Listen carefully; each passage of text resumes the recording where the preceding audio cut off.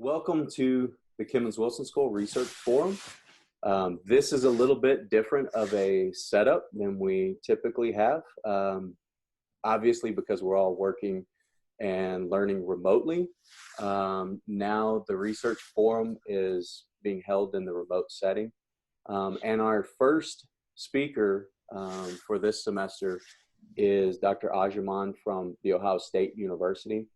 And his research focuses on institutional change within the sport context. He has been generous enough to give us his time to talk about his research and some of the things that he's done and some of the organizations he's worked with. And then at the end, we'll try to have some question and answer. And then also, if anyone is interested in contacting Dr. Agyemang, we'll have his contact information so you can reach out to him offline as well. So with that, I will turn it over. Welcome and thank you very much for taking the time. Kwame, I will turn it over to you. Thanks, Cody. I appreciate it. Appreciate you all having me to talk about some things that I'm passionate about and some current things that are happening in our world, in the sport industry right now. So I just have a short presentation here to kind of discuss these things. So basic rundown of what I'll be discussing today, just a brief background about myself, research influences, my research agenda, and then going on to the presentation of the topic. So with regard to research influences, in terms of my academic degrees, I have 3 different degrees in 3 different areas. So I started off in undergraduate with a degree in political science.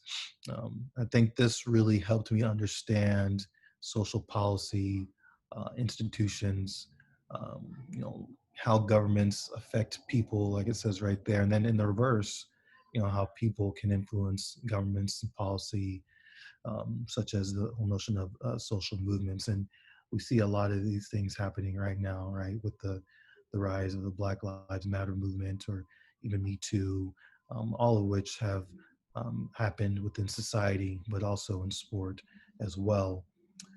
I then transitioned into higher education administration, thinking that I was going to work as an administrator in college athletics. I was a McNair Scholar, an undergraduate during my undergraduate years, and worked with a person working at senior associate athletic director in the athletic department, thinking that that's what I wanted to be. Things obviously changed, but during this time, I was able to learn more about, management and leadership within the context of higher education and intercollegiate athletics. And during the latter portion of my degree, I became more familiar with sport management and the role of faculty, which is why I ultimately transitioned to sport management for my Ph.D., which I received from Texas A&M University. The previous 2 were from the University of Oklahoma. And this degree really allowed me to better understand the business aspects of the sport industry, as to where the previous degree I really focused on, college sport, but mainly within the context of higher education and understanding the institution of higher education, and not so much the professional sport or the business aspects of the sport industry. But altogether, these have informed my research today and allowed me to undertake the things that I study. So I would say in general, my research concerns the intersection of business and society, if I had to kind of be really broad. But I'm really interested, as you had noted earlier, in questions related to institutions and institutional change. And this research question that I've stated right there kind of really informs my research agenda. Why do some change efforts succeed while others fail? So to better understand this question, I study norms within these organizations and systems and institutions. And I focused to date most of my attention on race and racism in organizational settings within sport. And I've done this at various levels. We think about the micro level, athlete activism, One of my first papers that I published back in 2010 as a doctoral student was on athlete activism in college athletics, and myself and my PhD advisor, Dr. John Singer, we interviewed a number of um, college athletes and try to understand, what they think about athlete activism. And then my dissertation was also at the micro level, individual social responsibility. That's what ISR stands for. And this was at the professional context, professional sports. So I interviewed a number of NBA athletes on the concept of individual social responsibility and their thoughts about, what their role would be, is supposed to be in society with regard to social change. I've also studied, this research question alluded to above at the organizational level, NCAA, whether it be the lack of black head coaches and, big time college athletics such as football, basketball, and then also the NBA as well, and looking at programs in place to kind of support athletes. And then from a macro level, I've also studied institutions and systems and how these contribute to maybe a lack of people of color in a certain area industry, such as that last study alludes to, getting a job in the sport industry. A study I did with a couple of colleagues where we look at unpaid internships and how that kind of contributes to the lack of people of color in decision-making roles in the sport industry. And the study on the Olympics was actually done with a couple of your colleagues, um, Dr. Brennan Berg and Dr. Rama Fuller, where we studied a particular rule within the Olympic Games, which kind of suppresses the whole notion of protest and doesn't allow athletes to to protest, and which was ultimately why John Carlos and Tommy Smith were kicked out of the Olympic Games in 1968. So, in terms of where I draw my research from, I would say that I get it from just patterns in society, things that we see, things that we live, things that we experience. And, myself being a Black male in the United States of America, this has really influenced, my research agenda a lot. The things I research are a lot of times some of the things that I experience myself, or, things that I maybe read, or things that I hear from my students, student athletes, some of which are, playing professional sport, right now. So all these things have really impacted and influenced my research agenda, which brings me to a topic that has garnered a lot of attention across our nation and the globe, for the matter, more recently, and that's systemic racism and how we can kind of confront this and battle it. Protests are happening in many cities, not only here, but as I said, across the world, in London and Amsterdam, in African countries and cities in Africa, even in places that you wouldn't even think of. I saw a protest the other week in Finland, a Black Lives Matter protest, which was, you wouldn't think that, that would be happening in places like that. So we know that this is the result of the killing of George Floyd, but even before that, Ahmaud Arbery and Breonna Taylor, and a number of incidents, transpired before then. Long list of names that we can all think about that can conjure up our memories, such as Trayvon Martin, Philando Castillo.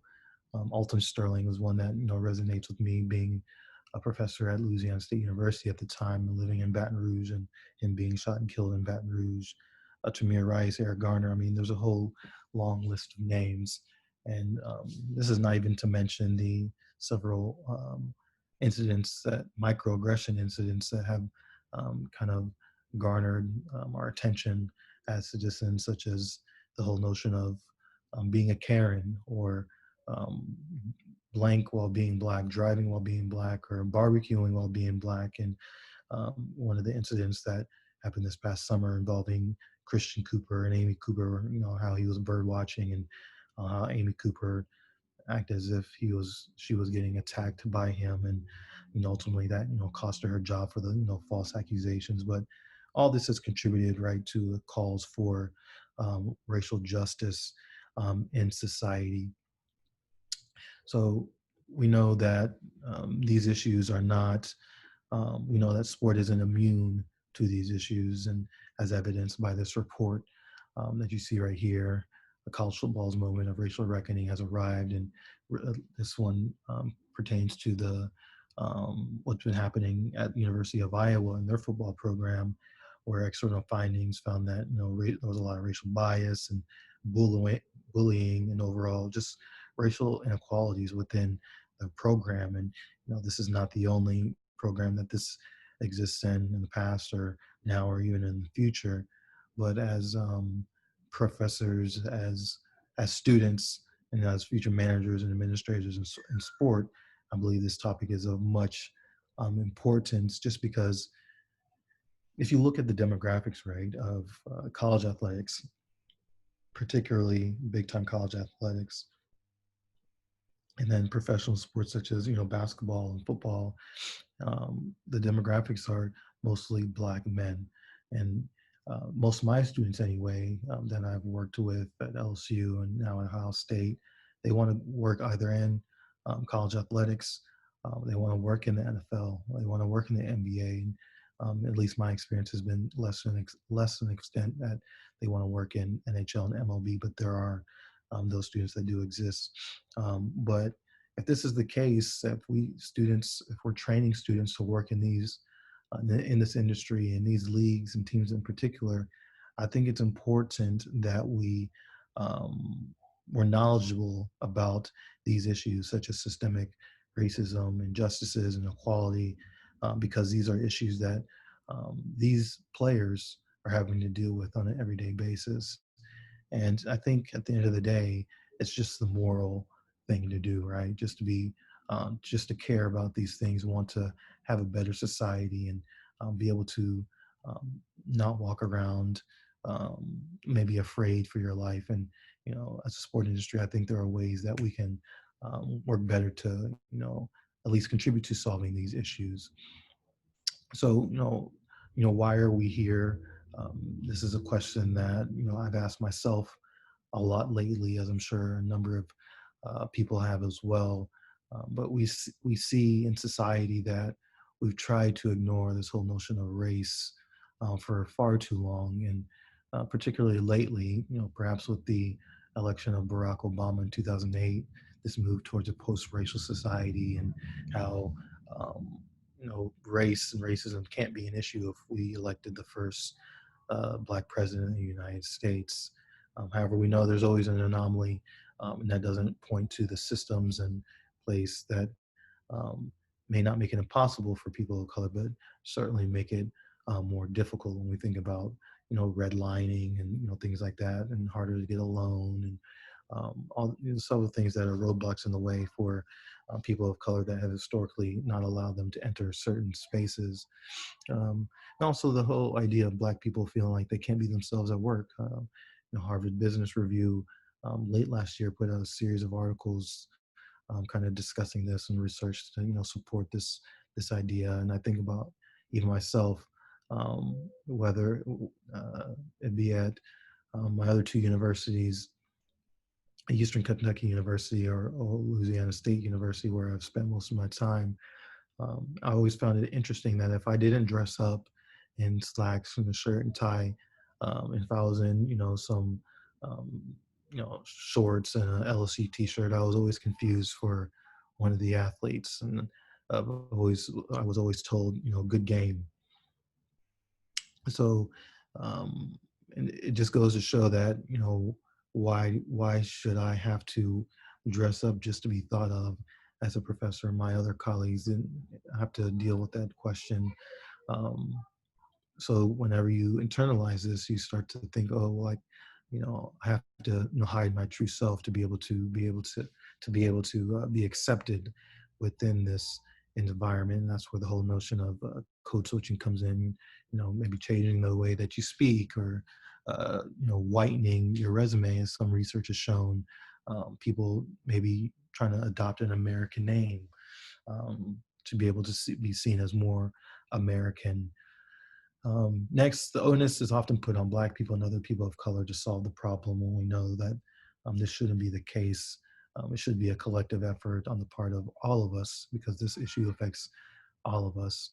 And then, kind of going back to the point above, we've avoided conversations around race for far too long. So we avoid it for too long. It just kind of, spirals out. And I think that's one of the reasons why we see some of the issues we're experiencing today.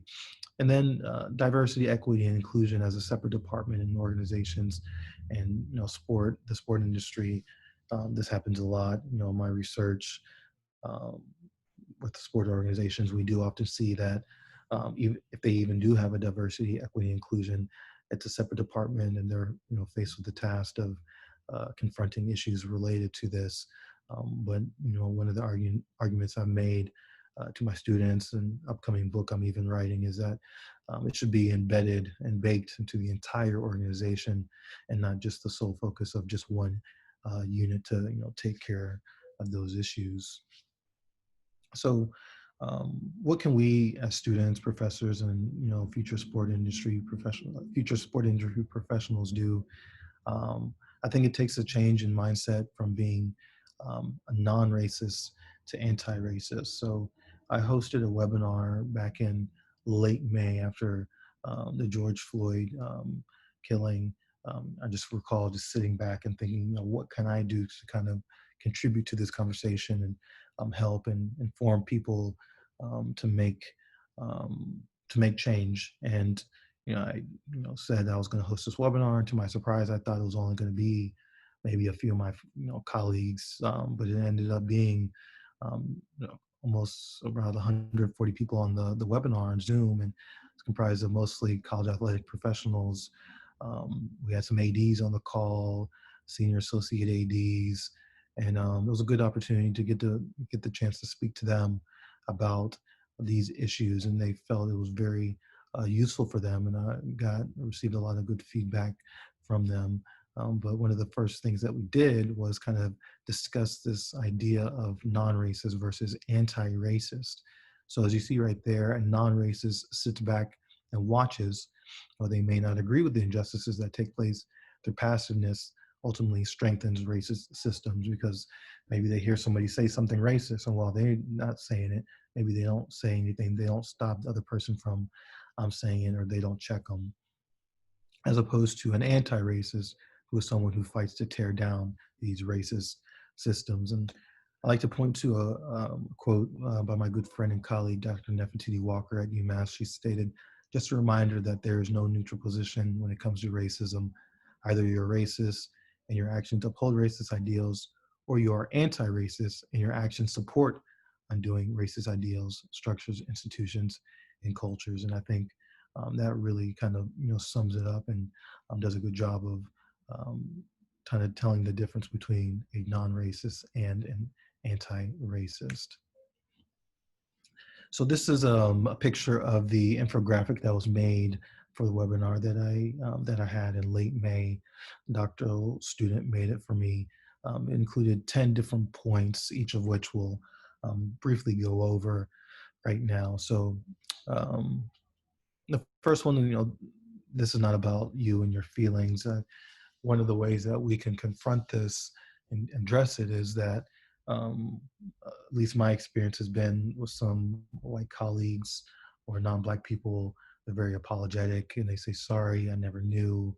And they, while there's some value in that, we don't want to get to the point where this is taking away the attention from the actual problems that need to be addressed. The focus shouldn't be on your guilt and your shame, as it states right there. Secondly, hold yourself and other white people accountable. You shouldn't, rely on Black people and other people of color to hold you accountable for maybe saying something racist, or having racist thoughts in speech. And also, what if these people aren't around? Who's going to hold you accountable? Who's going to hold your friends and family accountable if there's not a person of color around? So it's up to non-people of color to police themselves and be able to hold themselves accountable. Next, reflect upon and understand your white privilege. The whole idea of white privilege has gotten a lot of attention, especially recently. And I've had conversations with a number of white friends and acquaintances, and one of the things you commonly hear is well, I don't have any white privilege. I worked hard for what I've got. And you know, while that may be true, and people of color are not disputing that, the white privilege isn't about um, money, or the hard work you put in. Um, it's more about maybe the extra obstacles that somebody has to go through, such as a person of color. So it's, you know, I had spoken about earlier about, you know, maybe not being able to get a loan at a bank. You think about the Black people that came back from World War I and World War II and weren't able to take advantage of the loan programs, the housing assistance that white soldiers were able to. And think about the one of the ways that people gain wealth in this country is through home ownership, you know, passing that down generation after generation. And a lot of Black people weren't afforded that opportunity. And that just, you know, speaks to, you know, one of the privileges that doesn't necessarily have to deal with, you know, maybe how hard you worked or the money that you have. Next, I said, don't have a white savior complex. Simply from the thought of, you know, coming from a colonial background myself, being Ghanaian, and the whole notion of Europeans coming to Africa was like, we have to save them. They don't know what they're doing, so let's impart our ways into them. Or you think about how people from Europe came here and try to put their ways on indigenous people. Sometimes we see that with regard to systemic racism, and um, while maybe somebody may have good intentions, their intentions can be more so colonial or imperialistic in their actions. Next, be empathetic, particularly nowadays. We often hear these stories from people of color, the things that they've experienced, and there's this push or there's this desire to say, well, that's just maybe that's just a one-off case. That's not usual. I'm not like that. Well, I have a Black friend, or I've adopted a Black child. Um, but that's not the way to go, in my opinion. We have to be able to be empathetic, and while you may not understand that experience, maybe we haven't experienced that ourselves, it's good not to just dismiss their fear, pain, and accuse them of maybe even playing the race card in some instances, as we've seen on whether it be TV or even individual experiences that people of color have with um, um, white people or, you know, non-people of color. Next, speak up and act out. I told the group, you have to be able to challenge systems of oppression, acknowledge your unconscious biases. There's actually a test that you can take. It's called the Harvard IMT test or something of that nature. If you Google like Harvard unconscious bias test, it'll come up, and you can take a test with regard to a number of different unconscious biases that we all have as people, and I think that'll also help us all kind of you know, speak up and act out. Next, authentically pursue and cultivate relationships with Black people and people of color. Um, I think this is important because you become more cognizant of their reality and their experiences, as opposed to just having your own friend group that may not be racially and ethnically diverse, and thinking that not even knowing or being ignorant to the things that are happening um, in Black and Brown communities. Um, with my students in the past, I've done assignments, and I've, you know, asked them, you know, think back and reflect on your friend groups and how diverse they are.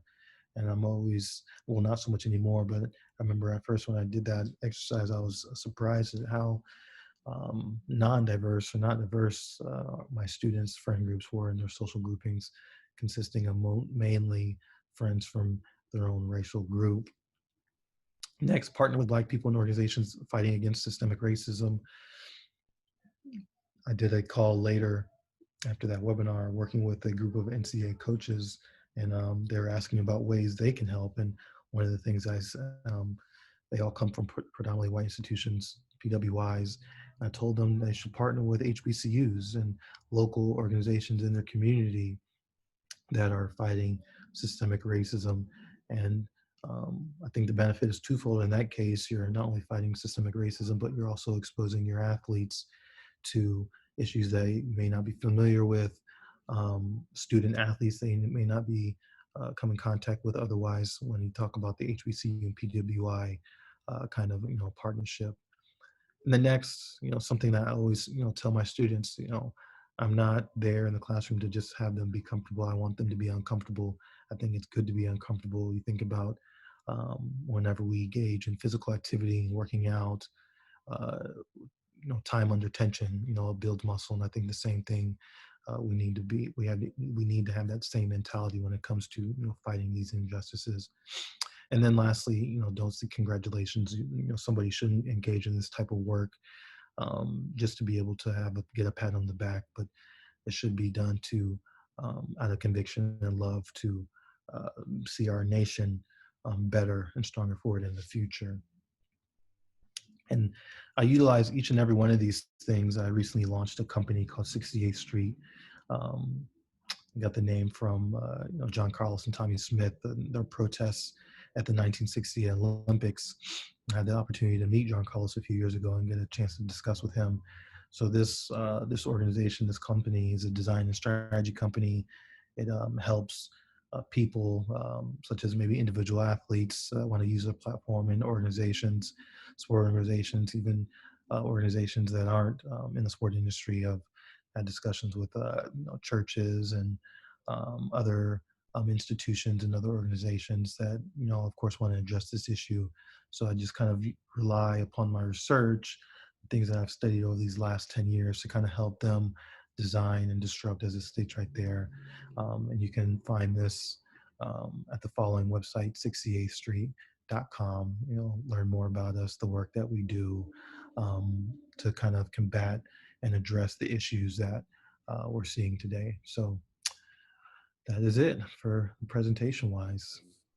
Thanks for the great information. And some of the things that I've seen over the last few months around here, around the country, and around the world, that I've been thinking that the level of activism now and what we're seeing with athletes now, what we're seeing with the NBA, WNBA now have on the court. Black Lives Matter written. Major League Baseball has they have alternating messages on their pitchers' mounds. In your view, what is different now with activism in sport and with athletes participating and leagues participating in this activism? Yeah, it's a good question. I think more recently we've seen this, racial reckoning, as one of the articles had in their title. I think for the longest time, athletes were afraid to kind of speak up and speak out because they feared for their job or their scholarship in the case of college athletics. But I think now, whenever you have a collective together, it makes it easier to speak up because you have less fear of being singled out and being cut from the team or being um, having your scholarship taken away. I think what also has changed too is social media. I mean, social media has really changed a lot over the last 10 years, and even more recently. Everybody has a camera phone nowadays. So it's different about hearing these things um, and being able to kind of turn a blind eye and say, well, I can't really relate because I can't see it, to now actually seeing it, seeing 8 minutes and 46 seconds of a police officer's knee on someone's neck. I mean, you can't unsee that. So I think that's also another reason why in some cases athletes now, maybe they don't even care what the repercussions are because they feel it's just the right and moral thing to do. And I think it also helps that big time corporations are also getting behind this effort as well. So it's not just the the voices of Black athletes or athletes in general. But we have a Ben and Jerry's, we have a Nike, we have a number of corporations that are backing these movements, and it's not just one sole voice. So it doesn't look like it's just a Black people problem, but a societal problem that we all can continue to try to make better. And I remember reading a few years ago about the corporations that are seemingly more willing to speak out on social issues now. Mm-hmm. And the article I read said not only, it was essentially talking to people who were kind of against organizations speaking out against any type of injustice or on social issues. And this article basically said it's something to get used to, because not only is it to most people something that should be done, it's also it's something that organizations are comfortable doing because that is where their consumers lie now. Their consumers are younger. They're paying more attention to these type of issues. So, in your view, is it something that? How much do you think that has to do with it? That now we're at a place where something feels different, and that kind of gives organizations more freedom to speak out on these issues, and that's not to say they don't agree with them, but they have more freedom to speak out now because they feel like they have more support to do. What do you think is the balance? Is it kind of a balance? Is it more one way or the other in your view? Yeah, I mean, studies have shown that people they support organizations that are engaging in social issues, that are addressing social issues. People want that, particularly younger generations, millennials, Gen Z. They support those type of companies. So I definitely think there is some balance. And companies, I mean, they have R&D departments. They do the research. They know what their consumers are feeling and thinking. And I think that shows whenever you look at the dichotomy of the NBA versus the NFL. So the NBA is definitely seen as more progressive and addressing these issues as opposed to the NFL. And you ask yourself, okay, why? There's a number of reasons you can think about. The NBA's player union is definitely stronger. They have guaranteed contracts, so they don't feel as much pressure. But I mean, that was the case some years ago, and NBA players still weren't speaking out. But nowadays, you see the fan bases of the NBA and the NFL just are so different. So the NBA's fan is younger, more in the inner city, more progressive. As to where the NFL, they do have that, but they also have a lot more support in small towns, more conservative leaning. So the leeway that they have to engage in these issues is far less than the NBA. And then you think about the NHL, right? I mean, out of all the four major professional sports leagues, them and the MLB, while they are doing a few things, but it's not to the extent of the NBA, not even to the NFL, and that's because their fan base, they really can't um, they can't relate in some ways. When you think about the NHL, a lot of the players being foreign born, um, the consumers don't relate or they don't care about those issues. So again, it's just less of they have less again, opportunities to do that because they're maybe afraid of what their consumer base will say. They look at what happened with the NFL a few years ago with President Trump saying a few things and the kneeling and how that offended a number of fans.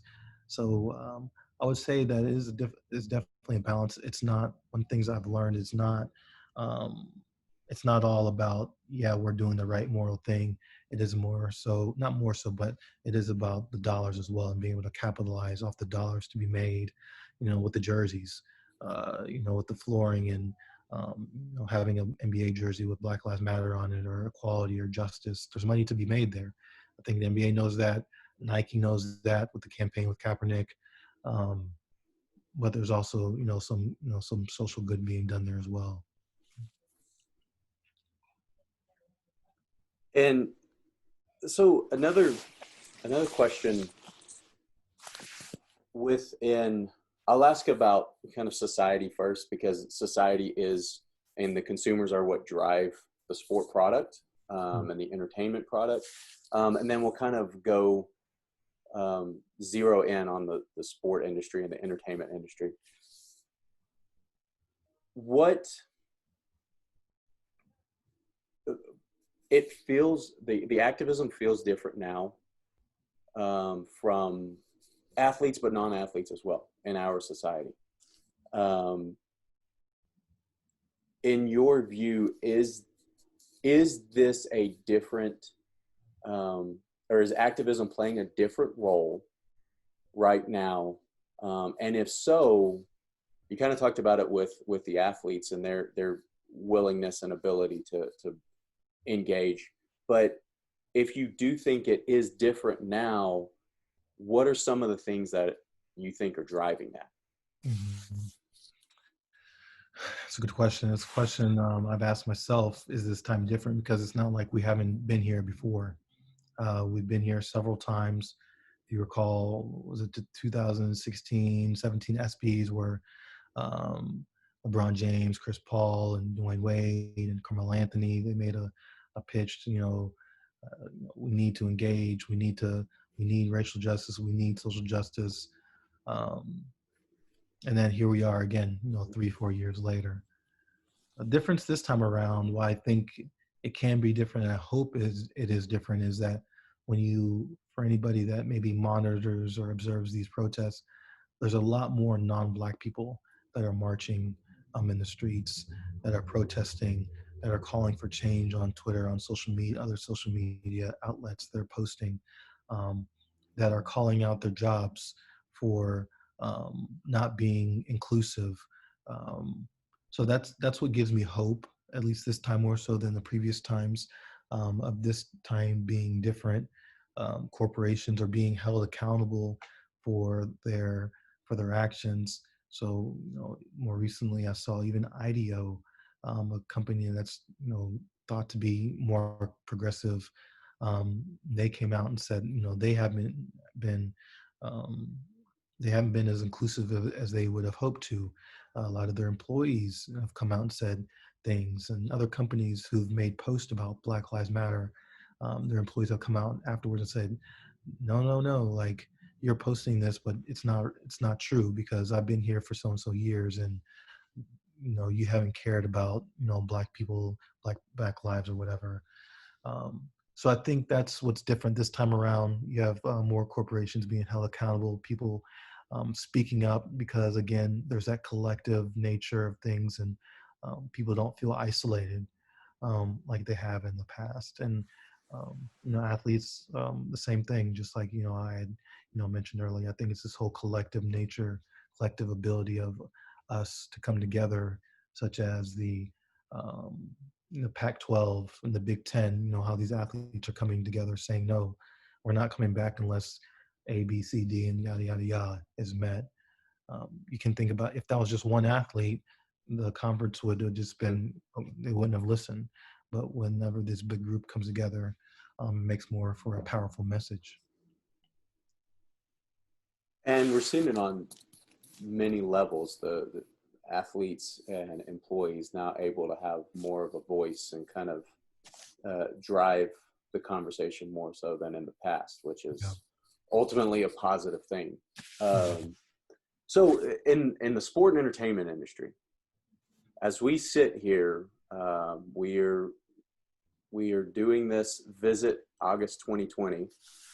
As we sit here, where is the sport and the entertainment industry on social related issues? Mm-hmm. Where do you think we are, and what more needs to be done? I mean, I think like many other industries, we're behind, because we can't think of the sport and entertainment industry as just the big four. Um, it's bigger than football. It's bigger than basketball. Um, it's both men and women. If um, you think about women in college sports, ever since the advent of introduction of Title IX, how lot more women's sports are coached by men. Whenever they found out there was money to be made coaching women's sports, so that's something that we have to figure out. Um, Same notion, within other companies, within other industries, aforementioned how, employees coming into work not feeling that they can bring their true selves to work. This happens in the sport industry as well. We see a lack of, black coaches in NFL, when in college football as well, when the majority of players are black. Why is this? It can't be because there's no capable coaches out there. There's a lot of unconscious biases out there that exist. And you think about the example of what's his name, the head coach of the Arizona Cardinals now. His name escapes me. Um, he coached Cliff Kingsbury. Cliff Kingsbury. Yeah. Yeah, coached at Texas Tech. He got fired from Texas Mm-hmm. Tech, right? He had a losing record at Texas Tech, and had a conversation with my class about this, and actually offended one of my students because she's a Arizona Cardinals fan. But I posed a question. I said, "Okay, Cliff Kingsbury, he got fired. He had a losing record, but then he ends up getting a head coaching job in NFL, getting paid more money. What have you ever seen that with a black coach? A black coach that has a losing record and ends up getting a better job, getting paid more. You just don't see that. And if there are cases, I mean, they're very few and far between. Um, a lot of cases you see a black coach getting fired and they don't get another opportunity, or they have to move down in ranks, as you see with the head coach at um, he was a former head coach at University of Texas, and then he went to University of South Florida, and um, I mean, Probably strong.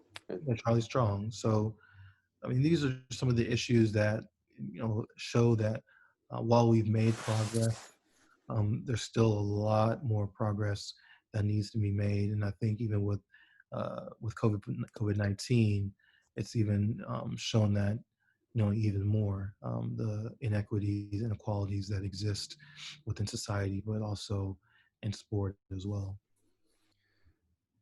Well, and one thing, you mentioned COVID-19. One thing that we are asking everyone who gives their time to talk to the students this semester is, we are in the midst of, people use the word unprecedented probably 50,000 times a day, right?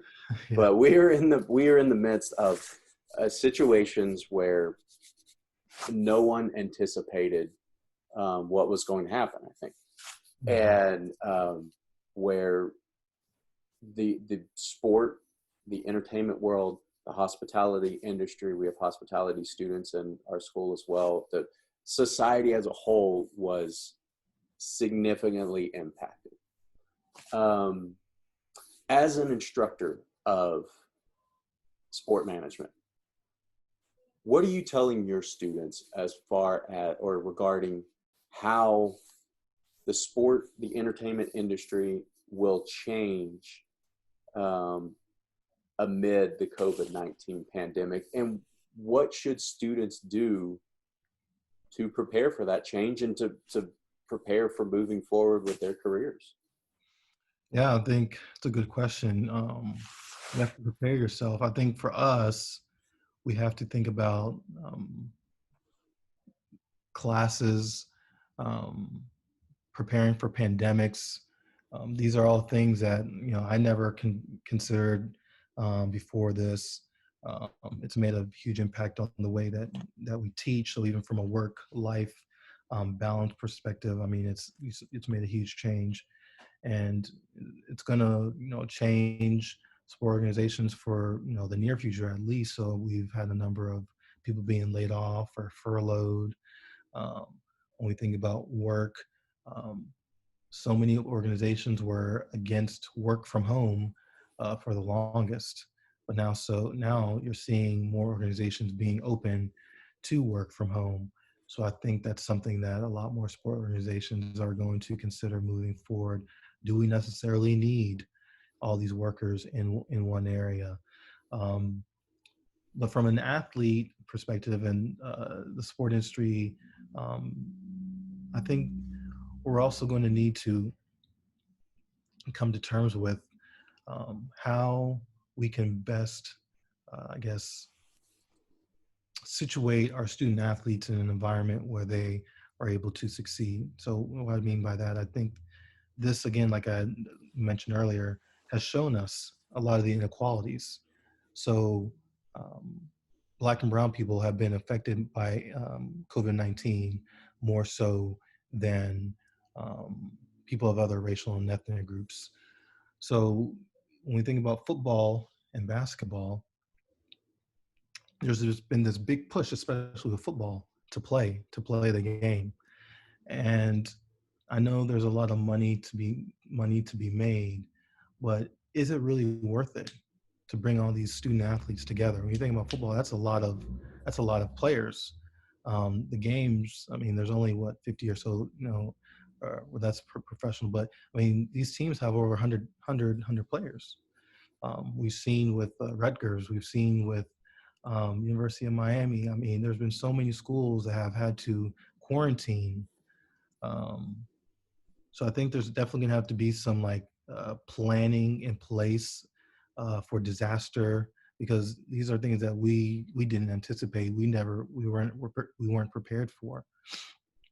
So I think ADs now, more so than preparing for this upcoming season, they're going to have plans in place to be able to address this, because this is not the last time that something like this is going to happen.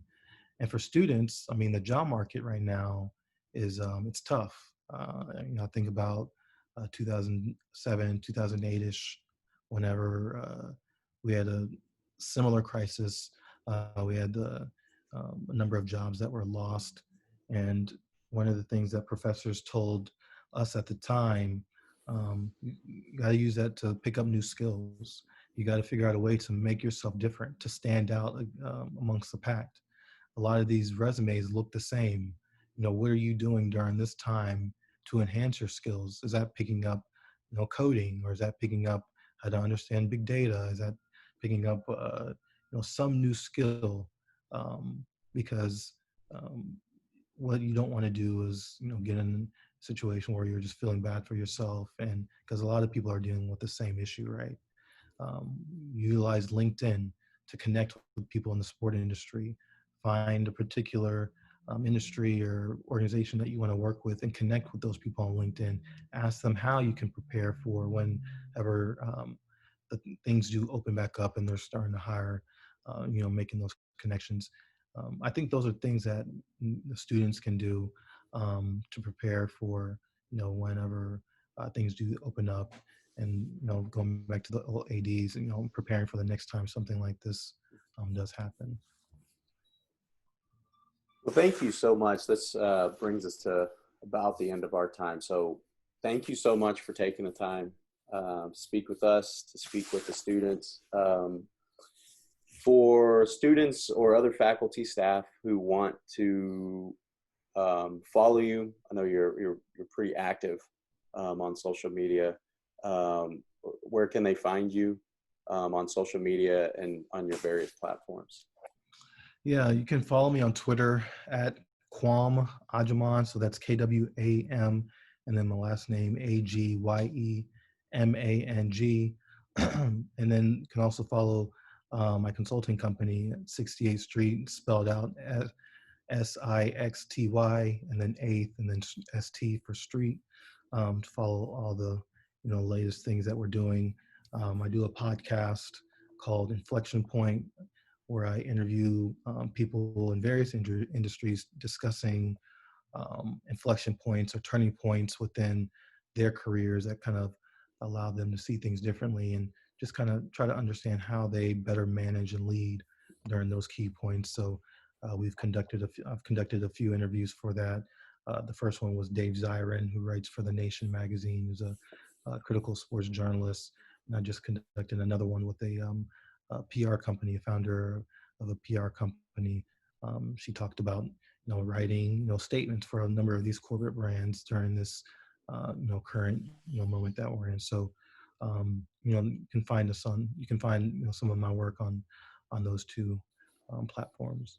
Okay. Well, thank you very, very much again. And if anyone, if any student is interested in reaching out, we'll definitely have them reaching out to you. So thank you very, very much.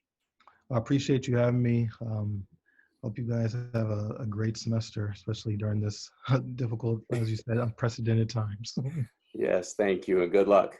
Thanks. See you.